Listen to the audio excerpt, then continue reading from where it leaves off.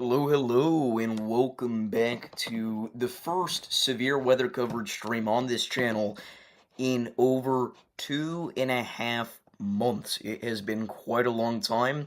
Today we've got an unusual area that we're going to be watching. We're going to be taking a look at portions of southeastern New Mexico. Whoops, forgot we had our stream up. Let me go ahead and mute that before an audio loop starts real quickly. Hold up. Here it comes. Alright, sorry about that, chat. If you don't know, unfortunately, the microphone on the great computer is not operational, but we're using the phone microphone to remedy that. So we're here and we're rolling and we're all good. Again, I probably won't be checking chat nearly as often as I do. I'm going to try to see what else I can do to get around this, but for right now, this is just what we're working with. Again, we've got ourselves a pretty loaded environment out here in portions of southeastern New Mexico as of right now. We've got ourselves a decent amount of instability. It's not crazy, but it is going to be enough for several severe thunderstorms capable of potentially producing a brief tornado or two to fire. In particular, the area that we're going to be watching for the maxima instability is going to be far east central and southeastern New Mexico, areas around Clovis, Roswell, Carlsbad, Hobbs, surrounding regions. We've got, 2 to 3,000 joules per kilogram of CAPE as we go into late this evening. Now, taking a look at our wind shear content, in the first kilometer of the atmosphere, we've actually got quite a bit of shear located across portions of south-central New Mexico, and as these severe thunderstorms continue to move through this region, they're going to have the potential to, as we said earlier, produce a brief spin-up tornado because of that. Now, obviously, we need to take a look at our SRH content, and it isn't incredible out here, but it is certainly more than enough for a brief spin-up tornado to occur. It's also worth noting that we are expecting a large QLCS line of thunderstorms to develop across portions of central New Mexico. Right now, we've got some unorganized thunderstorms just east of Albuquerque that are going to be riding down I-40 and again eventually turning into a line of storms by the time they enter the Texas Panhandle, and then they'll slowly but surely fizzle out after passing through Amarillo. Now, that is not the only area that we're watching for severe weather today. We've also got a marginal risk of severe weather across portions of the Wabash River Valley, back up here into portions of the Midwestern United States, all the way from downtown Chicago to near Evansville, Indiana, a marginal risk of severe weather in place. As of right now, we do have a severe thunderstorm warning going out for portions of west central Indiana near the town of Roachdale. We've got a severe thunderstorm capable of producing quarter-sized hail. We've had several pop-up strong to severe thunderstorms across this region this afternoon and early this evening, so we're going to continue to watch that as we go into the late nighttime hours. And I will say these are going to be completely instability-driven storms. It is hot out here across portions of the Midwest right now. Actually, a couple of locations have hit the highest temperature today, higher than any temperature that they've hit so far this year. Our instability out here, again, is decent. It's nothing exceptional, but like I said, these are CAPE-driven storms. We've got 2,000 to 3,000 joules per kilogram of CAPE in place across much of Illinois. And again, it was in play quite a bit across portions of central and western Indiana earlier, but that has since fizzled out, henceforth why our severe thunderstorms are no longer nearly as prominent as they were just a couple of hours ago. Now, some of you guys may or may not know this, but we actually had an incredibly photogenic tornado and a long-lived tornado as well cross the Utah-Colorado state line just about an hour ago. This tornado was a beauty. This was south of Monticello, Utah. It pushed northeast towards areas north of Cortez, Colorado. Multiple storm chasers and law enforcement confirmed this tornado to be a dangerous, nasty cone, and that is exactly what it was, but at the same time, it was a beauty. Luckily, thus far, we're not certain that we've had any direct impacts to human life or property with this tornado. Again, obviously, it's an incredibly rural area, but you never know, you could have some folks traveling out here, but as of thus far, we've not seen any reports of that nature. We actually had a flash flood emergency in effect not too long ago for areas near Grand Junction, Colorado. Again, a lot of this heavy rainfall accumulation is something that these areas don't see too often, and it's not too hard to lead to flash flooding, even if you've only got 1 or 2 inches of rain out here. So whenever you get, for example, 3 or 4 inches of rain, which we have seen across some of these areas today, you get exceptional flash flooding. So anyway, that's what we're dealing with today. Again, unfortunately, this time around at Check Chat, I am going to have to open up the actual tab. Hopefully, this is just a one-time thing, and this is not something that we have to do every stream from this point forward. But I do see there that we've got Alan with the renewal of the 8-month membership. W's in the chat for Alan. Thank you so much. Alan is the GOAT, if you're not aware. Renewal for an 8 months on his moderate risk membership. Again, that is incredible. Let's get 50 W's in the chat for Alan. I do appreciate all you guys tuning in. Again, obviously, it's been quite a while since we've done a severe weather coverage stream, but here we are. I am going to go ahead and set a donation goal just for fun. That was a bad voice crack. Let's see, if we get a $5 donation or higher in the next 45 minutes, we'll do 1 hour chill stream tonight. That's what we'll say. 1 hour chill stream. We'll actually go and make it tomorrow night, just that we can stay solely focused on severe weather coverage today. But there we go. The goal is out there. So if you do want to donate, make sure to do that by clicking the button next to the chat. Again, completely optional, but all donations are highly appreciated. Also, if you do want to become a member, make sure to click that little button there next to the chat as well. You'll get access to exclusive videos, early access to certain videos, shoutouts at the end of every forecast, custom stickers to use in chat, and more. And let's just go ahead and send out 5 Davis Does Weather Slight Risk memberships right now. I forgot I have the ability to do that now that it is a new month, so congrats to Pete, Dehani, Randall, Spooky Central Illinois EAS, and Angelo. W's in the chat for everybody that did get gifted a membership. We're probably going to be gifting a few more later into this stream, probably within the next 10 or 20 minutes, so make sure to stay tuned in if you do want to potentially receive that membership for free. Again, unfortunately, I can only donate 10 free memberships per month, then I would have to pay for it, which seems a little bit counterproductive. But anyways, our main supercell that we've been watching here for quite a while is just northwest of Alamogordo, New Mexico. Now, this storm is very interesting, and it's at a very interesting pass. Not too long ago, this was actually a rotating supercell that nearly produced a tornado across portions of far west central New Mexico, or excuse me, just kind of central New Mexico in general, I suppose. This severe thunderstorm here was previously warned for lime-sized hail, damaging wind gusts up to 70 miles an hour, and it did have the tornado possible tag associated with it. And if we take a look at the high-resolution velocity product available on Radar Omega, you'll notice that we had a pretty tight couplet of rotation there for quite a while, as this was off to the east of I-25. That has since dissipated, but with a couple cell mergers, I would not be totally shocked to see this get a tornado warning. Again, it never has, and it might not ever, but I don't foresee it being an impossibility. As of right now, this supercell is traveling through an environment that is not super heavily unstable, but it is, decent instability-wise. If we take a look at the surface cape out here, we're measuring currently in the area that this supercell is traveling through about 1,000 joules per kilogram of surface cape. We've also got quite a bit of wind shear out here, and, that is likely the thing that is fueling this storm the greatest as of right now. Our cape content is not super impressive, but our wind shear sitting at 60 knots in the first 6 kilometers of the atmosphere. That's pretty impressive for southwestern New Mexico, to say the least. Also, our temperature to dew point ratio out here is pretty decent. We've got a decently moist environment, about 65 degree dew points with about 70 degree temperatures, perhaps a little bit higher at points, but overall, a pretty decent setup for a couple of spin-up tornadoes to be a possibility out here in southern New Mexico tonight, and again, potentially even a brief QLCS tornado somewhere further up north near, the East Santa Fe region, if these thunderstorms congeal into a line and produce a QLCS tornado. Now, you'll notice some of these polygons out here have special weather statements, and you can't see any precipitation from certain radar sites. So, what is that all about? Well, the radar sites are blocked by mountain interference. Again, this isn't something we usually have to deal with because it's almost never that we are covering a severe weather event west of the Rocky Mountains.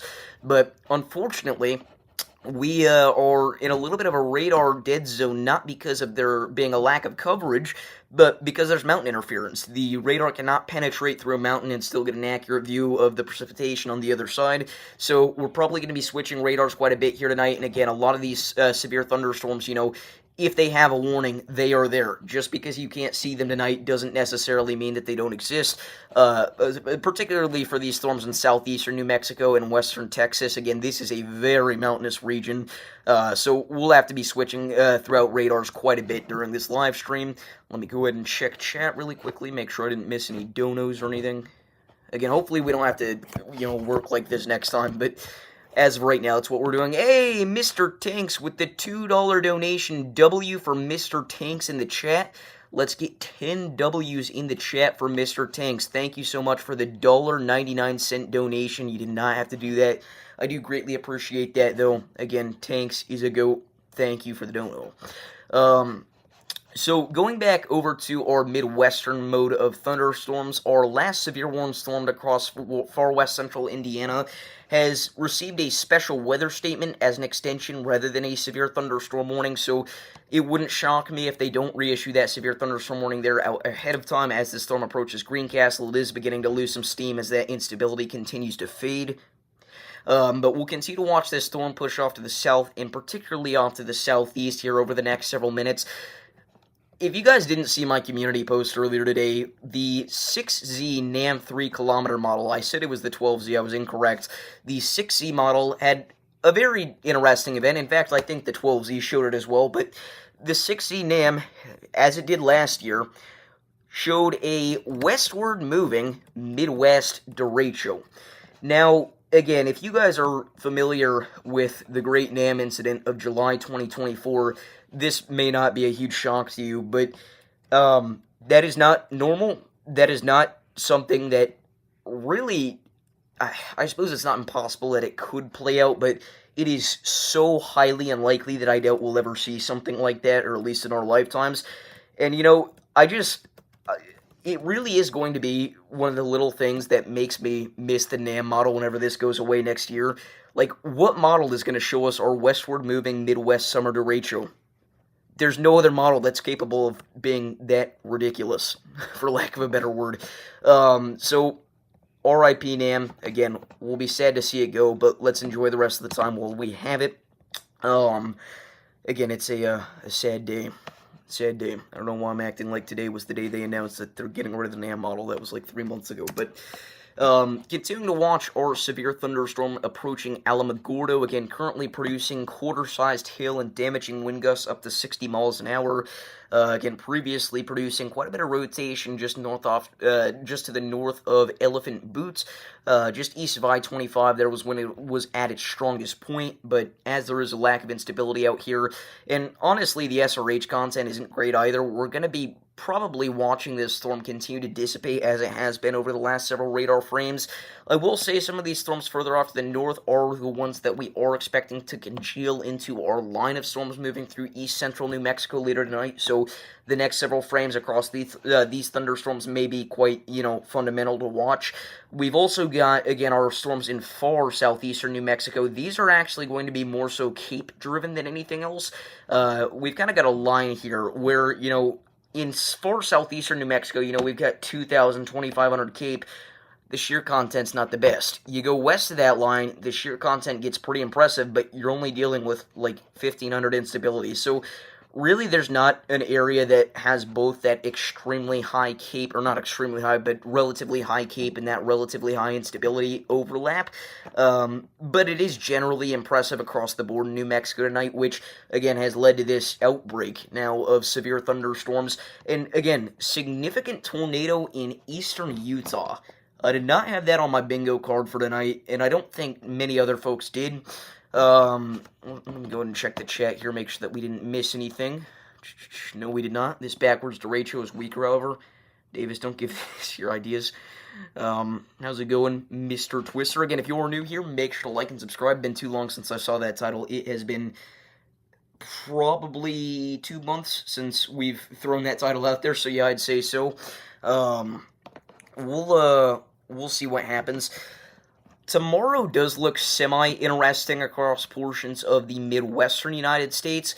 Now, I don't personally see a super, guaranteed high tornado. I mean, obviously, it's not going to be a high tornado probability, but I don't necessarily see even a, remotely moderate tornado probability for tomorrow without an uptrend. But if we bring it back to the 18Z run of the HRRR, and then we'll take a look at the NAM after this, we've definitely got that storm mode. The storm mode is nailed down. This is 7 p.m. tomorrow. We've got some discrete supercells across portions of northern Kansas and southern Nebraska. And again, even if they congeal into a QLCS tornadoes are still obviously a possibility. We take a look over here at our instability across much of the Central Plains. Again, it's moderate at best. You're reaching about 2,500 joules per kilogram across much of central Kansas and central Nebraska by the late evening time hours whenever these storms are going to be roaring. But you go a little bit earlier into the evening and those values are just a touch higher. So we'll see what happens. Again, our wind shear content is actually decently impressive for this event. If we take a look at the 0 to 6 kilometer shear, again, it's not too shabby up, especially across portions of Nebraska. But if we go into the later evening time hours here, it gets a little bit more impressive across portions of northern Kansas as well. Again, it is certainly a setup to watch. I believe, if I'm not crazy, we do have a 2% tornado probability in place for tomorrow across this region. Let's check that really quickly. Yes, we do. So we have a 2% tornado probability stretching all the way from portions of north central Kansas back up to the Canadian-U.S. border. Again, I don't see a relatively impressive tornado threat with this setup tomorrow, but it wouldn't shock me to see a brief spin up or anything like that. Personally, I think today's setup was a little bit more impressive. Now, today obviously overperformed across portions of southeastern Utah, but New Mexico's going about how we expected it to, actually maybe a little bit underperforming in New Mexico as of thus far. But again, right now, that's what we're watching for tomorrow. Again, we could potentially see an uptrend in the models, and, we end up with a 5% tornado risk tomorrow, and we see a SIGTOR. We'll see what happens.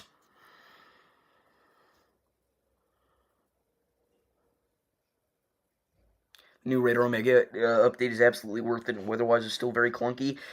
I personally didn't enjoy the new Radar Omega update at all. I thought Radar Omega lost pretty much all of its personality, and it's honestly closer to weather-wise than it ever has been, which, as many of you guys know, is not a compliment to hear from Davis. But we are watching this storm begin to develop broad rotation east of I-25, similar to our last one, just south of Truth or Consequences. Yes, that's a real town name. This storm has, as we mentioned earlier, undergone a couple of cell mergers throughout its lifetime, and that has increased the probability of this producing a tornado over the next, 20 or 30 minutes. So we'll see what happens, but I would not be shocked if they threw the tornado possible tag on this severe thunderstorm warning shortly. Again, south central New Mexico is where we're looking at right now. Kind of just west of the Alamogordo region. Again, if you know where Truth or Consequences is, that's where we're at, I-25 region. Again, this seems to be the spot for tonight. We've had multiple supercells develop broad rotation as they've crossed I-25, but that's not necessarily correlation with the environment. That is just simply because those are the storms that have undergone constructive cell mergers a frequent number of times.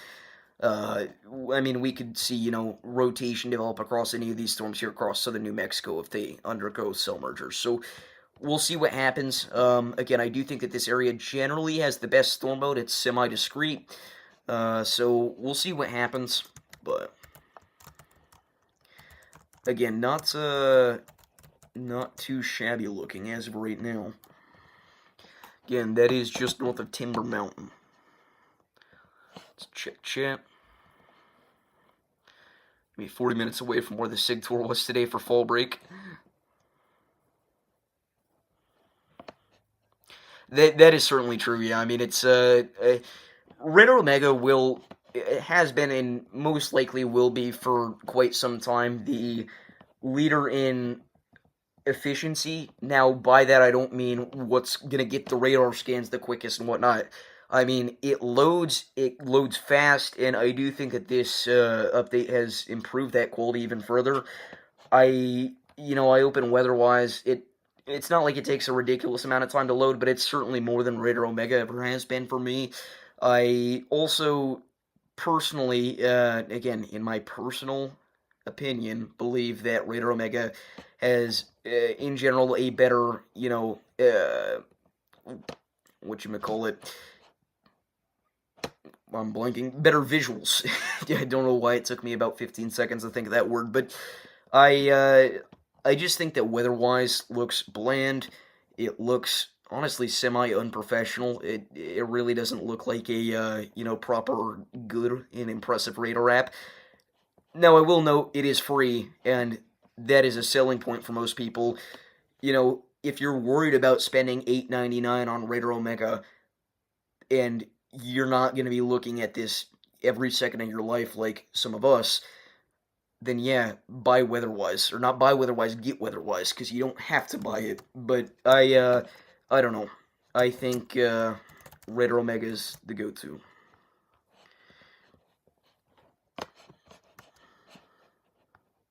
Obviously not a sponsor, but the Weatherwise update on mobile was horrible. Yeah, didn't you miss the number 2 tornado of the year? I mean, I personally still believe it to be number 1, but that's not the general consensus.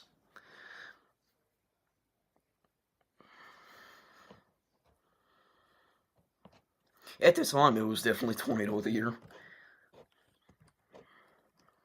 And then a week later, we see Gary. Chat, we gotta plug in the phone. Since again, that's where our camera source is coming from tonight. That's also where our audio is coming from. So I don't know if the audio is rough, quiet, whatnot. Let me know if it sounds good. Again, broad rotation developing on this storm north of Timber Mountain for sure.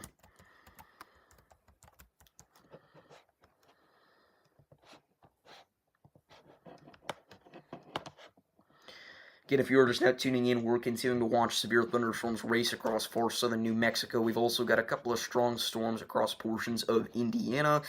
Overnight, we're definitely going to be watching the threat for a brief tornado or two across much of east and southeast New Mexico, potentially into far western portions of Texas, but I think by that point, we're probably not going to be looking at too much of a threat for tornadoes, potentially just some heavy rain, some wind, lightning, all that jazz. Again, flash flooding is a decent threat since these areas have been particularly dry recently. Getting all that extreme precipitation at once isn't necessarily a good thing. Again, we just saw earlier, the flash flood emergency in western Colorado.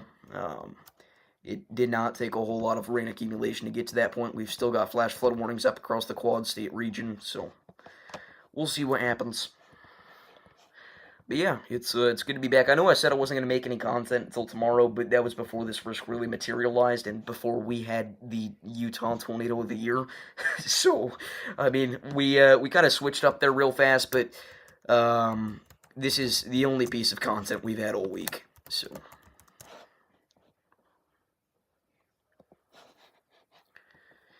and again, it's not just because things have been busy, to say the least, worldwide. Again, not going to go into detail, but a lot of you guys probably know what I'm referring to. But also, again, my computer, unfortunately, has been having some difficulties. What's up, Justin R?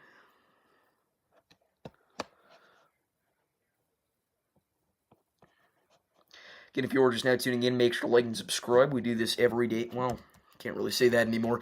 We do this quite often for areas all across the country, whether it's severe weather, hurricanes, or winter storms. We've got you covered. Speaking of hurricanes, we have officially had, thus far, the least active hurricane season in decades. We have seen one hurricane this year. Now, was that hurricane one of the strongest we've seen this decade? Okay, yeah, maybe, but we're in mid-September, and we have had one hurricane. One. By this point last year, I think we had 5 or 6 hurricanes, and we had multiple Category 5s, or one Category 5, we hadn't gotten to Milton quite yet. So, obviously last year was an above-average season, but this is a phenomenally unimpressive hurricane season. Actually, though, with the introduction of La Nina into our Enzo phase in the far late portions of hurricane season, I wouldn't be shocked to see 1 or 2 more, named storms potentially as late as into November, which is semi-uncommon, so we'll see what happens. But, I mean, it has not been a super impressive hurricane season by any means. 2025 has been so weird. We get a near record-breaking winter. We have the start of a near record-breaking tornado season. Then tornado season dies. This summer was one of the least active summers, excluding June. When I say this, I'm specifically referring to July and August. This has been one of the least active summers for severe weather on record. Then we get to hurricane season, where again it starts out kind of hot and then it just dies. I mean, I'm curious to see how 2025, 2026 winter's going to go. Again, we made our forecast and everything. I do expect it to be somewhat similar to last year. Potentially less active, though, across much of the Midwest and Northern Plains. Um, what's up, Miss Butterfly Love?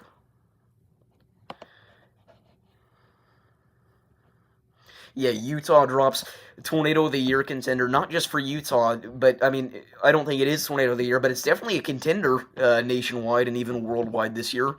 I, um, I mean, obviously you've got Dickens and then you've got Gary, but outside of that, you would be pretty close to a third place spot with this.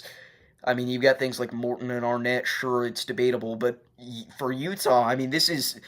Yeah, I thought our peak for tornado season in Utah was going to be where we had that fire tornado, which, by the way, was less than 20 miles away from where this happened in the same exact county. But no, we had the. I mean, that was definitely the Southwest United States tornado of the year. Jesse actually got video of a landspout in North Las Vegas the other night, and that was a huge deal. I mean, he was on news nationwide, and his quote was phenomenal. I'll let you guys watch the clip, but it was definitely a big week for him.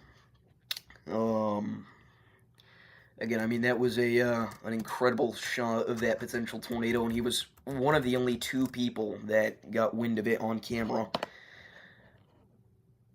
And again, a Las Vegas tornado is something you see but once a decade, if then.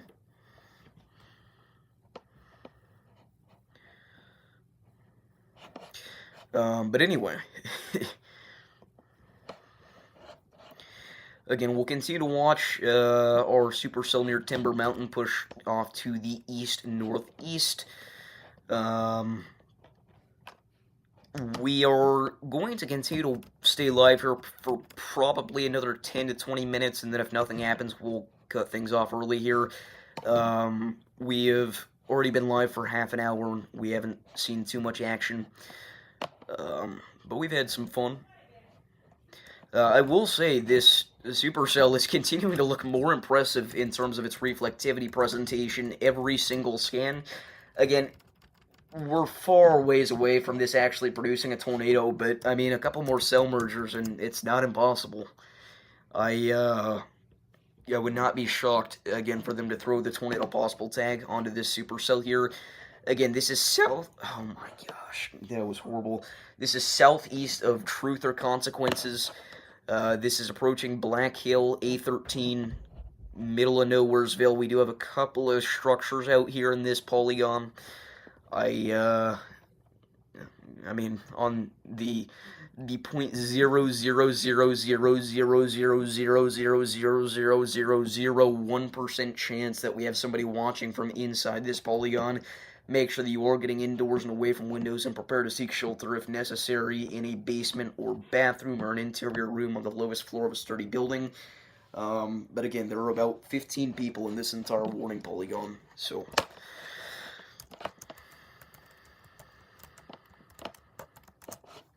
Anyway.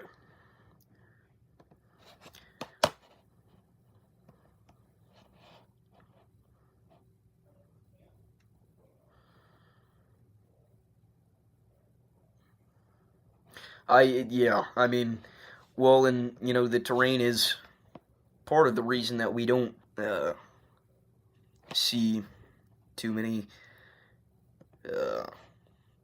significant tornado events. I don't know why I blinked there again. It's been a wild shit, to say the least, but we're getting back into the swing of things. We did just get a huge flash flood warning polygon across East Midland, Odessa. This includes Big Spring, Midland, the east side, I guess not really the east side of Odessa, the east side of Midland, Ackerley, Patricia, parts of Highway 87, 349, and 137. Again, this is a flash flood warning. That means that flash flooding is either ongoing or possible over the next several hours across this region.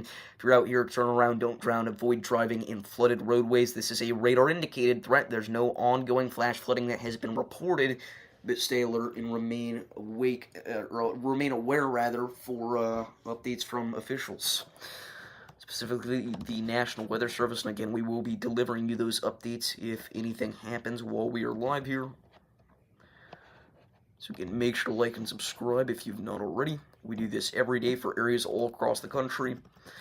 We're about to watch this supercell in far southern New Mexico undergo a large cell merger that's moving across portions of Highway 70 right now. It's going to be approaching the North Oro Grande region along Highway 54 and 506. So we'll continue to watch out for that.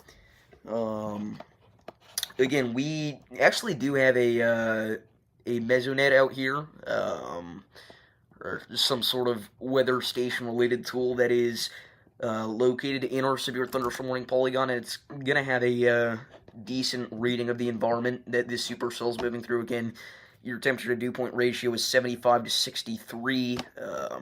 You've got your cloud base at 4,200 feet.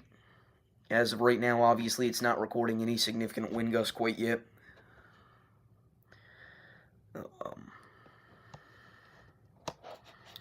But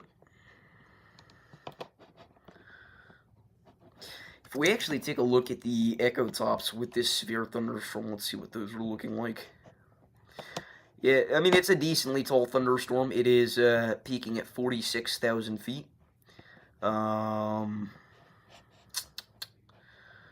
Let's see.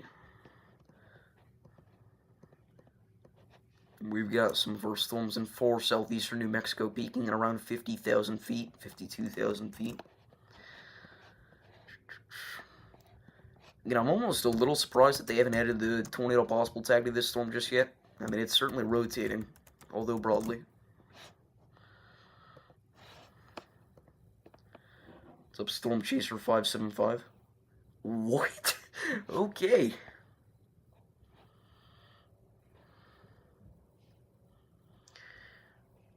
Well, I'm glad you're safe.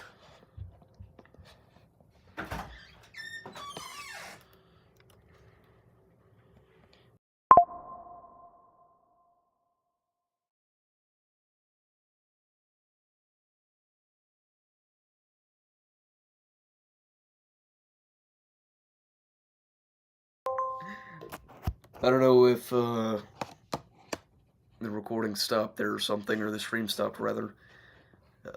We should be back. We had a brother appearance. Alright, we should be good. Again, unfortunately, we don't have any chasers out here today on this thread. Again, this thing materialized last second. I mean, I'd go as far to say last millisecond, if we're speaking in a metaphorical sense. It was, again, this secondary 2% tornado risk that is currently in place across portions of Colorado only just came in about 2 hours ago. If we take a look at the day 1 tornado probabilities, again, you'll see that secondary 2% risk that they added there across far southwestern Colorado. But again, our primary tornado threat is going to be located across portions of eastern and southeastern New Mexico. If any. I mean, again, I don't see this being a super robust, SIG-TOR threat, but I would not be shocked to see a QLCS spin-up or something of that nature. And it doesn't even have to be a QLCS spin-up. If these supercells like this one continue to undergo cell mergers, I would not be shocked to see a tornado warning or two get thrown out today in New Mexico. Again, the rotation is still broad, but, I mean, it's there, certainly. They did finally add the tornado possible tag onto this storm, as we've been predicting for the past 20 minutes or so. Now warned for ping-pong ball-sized hail, damaging wind gusts up to 70 miles an hour, and again, a possible tornado. So, again, In the off chance that you're somehow watching this from this polygon, make sure that you are seeking shelter indoors and away from windows. Locations impacted include Caballo Cutter. Oh my gosh, that was a horrible one. Spaceport America and Caballo Lake.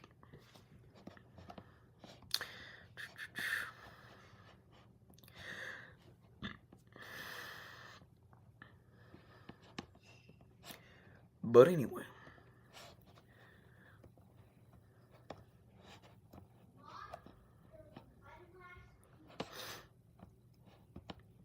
Show us the fit, Davis. I'm wearing a tie-dye shirt and shorts. Very exciting. I've definitely never worn this before on stream. Actually, I say that sarcastically. I may not have worn this on stream. I rarely wear this. I had a thing for a band today for a parade, and I lost 6 pounds in sweat. We do this every year, and it is one of the most miserable experiences. You're walking 2 miles in, 80 to 85 degree weather in those band uniforms, and I mean, there's no room for comfort while you're holding an instrument up like this and playing the entire time.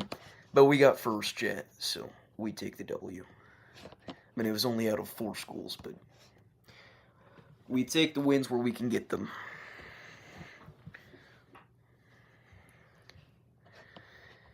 But yeah, it is not fun by any means. And again, we're walking so slowly that 2 miles is, I mean, it feels like 30. Hey, Elaine, with the renewal of their 8-month membership as well. W's in the chat for Elaine. Thank you so much. I mean, that is incredible. W's for Elaine in the chat. Again, Elaine is another GOAT in the Davis Does Weather community. Give me just a second. I'm worried that this is going to mute my audio and remove my camera for a moment, but give me just a moment.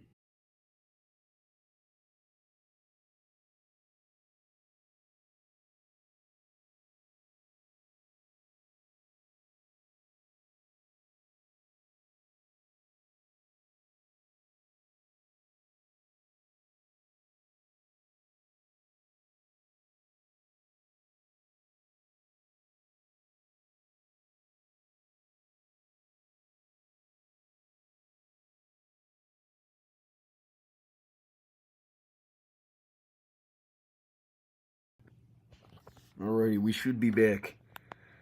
I know my camera's working. I think my audio is working. Let's see. And I know you guys can see this, but can you hear me? Ooh. Infinite loop. Infinite loop. Both camera and audio are good. Alright, bet. Thank you. Again, W's in the chat for Elaine. Again, if you're new here, make sure to like and subscribe. We do this quite often for areas all across the country, whether it's severe weather, hurricanes, or winter storms. We've got you covered. Again, it's not too often that we're watching New Mexico, but that's where we are. This was a destructive cell merger, it appears. It looks like our storm is starting to lose some steam. Well, is the camera positioned well, or can you see, like, half of my face?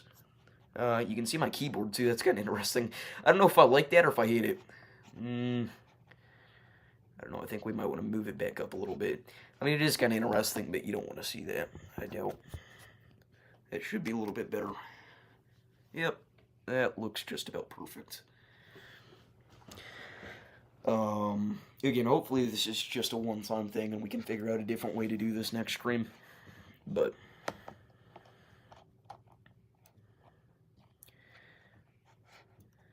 yeah, oh my goodness, stop voice cracking. Like, it's not that hard. We have acquired, to remedy the problem of the computer not working, keyboard and mouse. Very nice indeed. Hopefully this will be nicer for the videos on the gaming channel. If you're not already subscribed to Davis Does Games, make sure to do so if you have any interest in gaming content. We do Minecraft, Roblox Twisted, Pokemon sometimes, and a little bit more, but that's the general summary. And very rarely I'll still upload a twisted video on this channel if something extreme happens that's like near record breaking, but otherwise they're all going to be going up onto the gaming channel, which I have been semi-inactive on. Again, apologies, my computer's not been in the greatest of shapes. And again, the past couple of weeks have been so hectic worldwide. But yeah.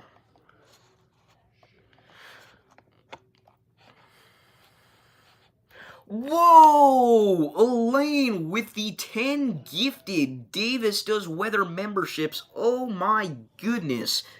Wow. W's in the chat for Elaine for the 10 gifted Slight Risk Davis Does Weather memberships. That is insane. Wow. W's in the chat. Thank you so much, Elaine, for the 10 gifted Slight Risk memberships.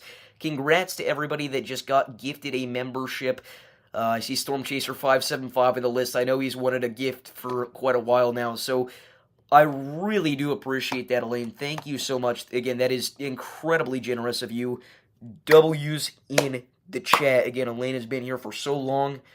And I do appreciate the 10 gifted Davis Does Weather memberships. That is insane.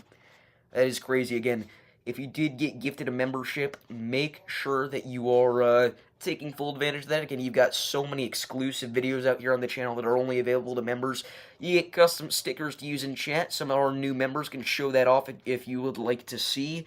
You can, again, get access to shoutouts at the end of every forecast. I mean, it is quite a few exclusive things that you unlock. But yeah, I mean, that is incredibly generous. Again, thank you so much. You did not have to do that. I really appreciate that. I mean, that, again, that is incredible. That really does make my evening. That is insane. Again, 10 gifted memberships. Again, $5 a piece. That is basically equivalent to a $50 donation for anybody unaware. So W's in the chat. That is incredible. Again, it feels good to see that again. It's been a while since we've streamed. I'm glad to see everybody back in the chat. And again, I really appreciate that. I mean, that is incredibly generous.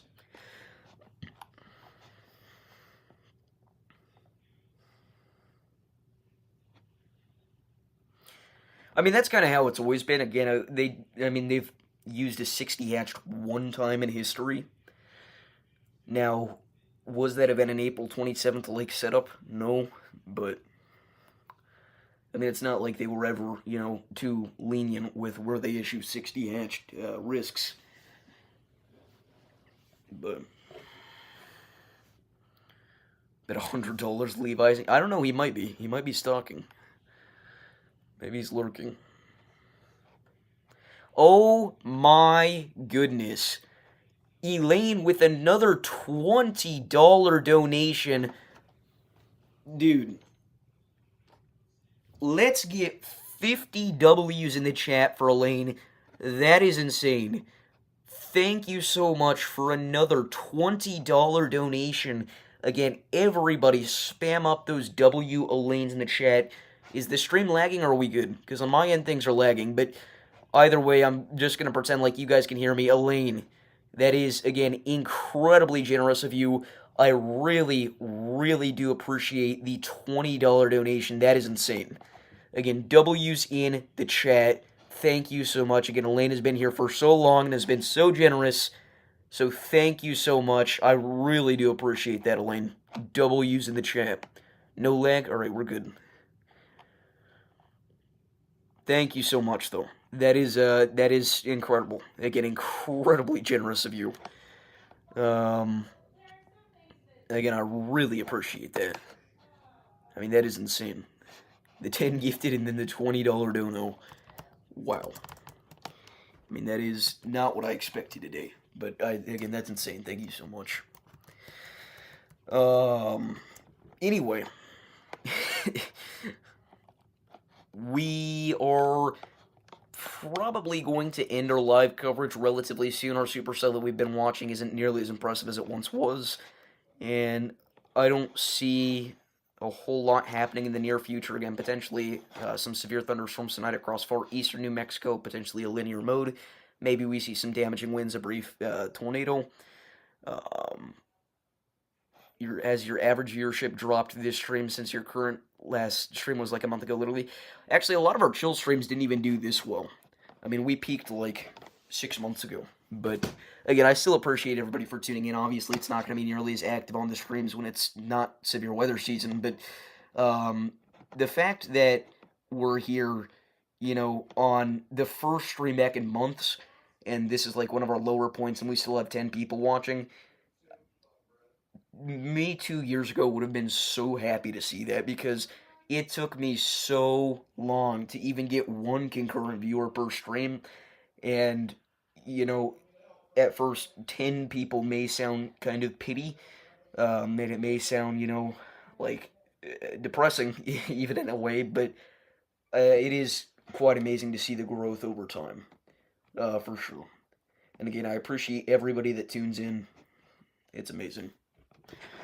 Again, this would not be possible without all you folks tuning in, subscribing, liking, coming back, especially the donations. I mean, that is, again, Elaine with the 20 and then the 10 gifted. I mean, things like that always help out, obviously, in every single situation.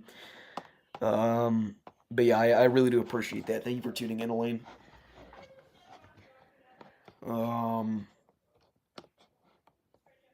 But yeah, I think this may be the point where we end off the stream. Again, we may perhaps have a stream late tomorrow evening for severe weather across portions of the central and northern plains. Probably not going to be back on Monday. I have now promised a chill stream for tomorrow, so we may do severe weather coverage and then our chill stream tomorrow. But again, Monday, nowhere in particular stands out for severe weather threat. And honestly, the next several days don't look very impressive in general. I mean, it's September, and again, usually we'd be watching things like, what's it called? Hurricanes. I have had that moment like 16 times this stream.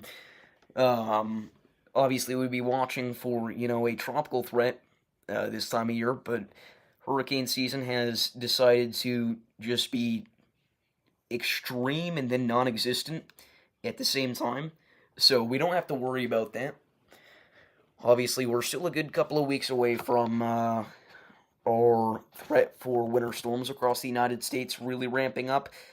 I wouldn't be shocked to see something in the far late portions of September across maybe the far northern tier of the country, but again, in general, we're not seeing snow anytime soon. So I mean, it's going to be pretty chill as it has been for the past like 2 months outside of Hurricane Aaron. We've had virtually nothing to watch. But yeah, I mean that's about it. So again, I appreciate everybody for tuning in to this live stream. Again, huge thank you to Elaine for this $70 in donations total. Again, we hit 20 likes this stream. Thank you so much. Thank you for tuning in, guys, and I'll see you all in the next one, whenever that is. Peace.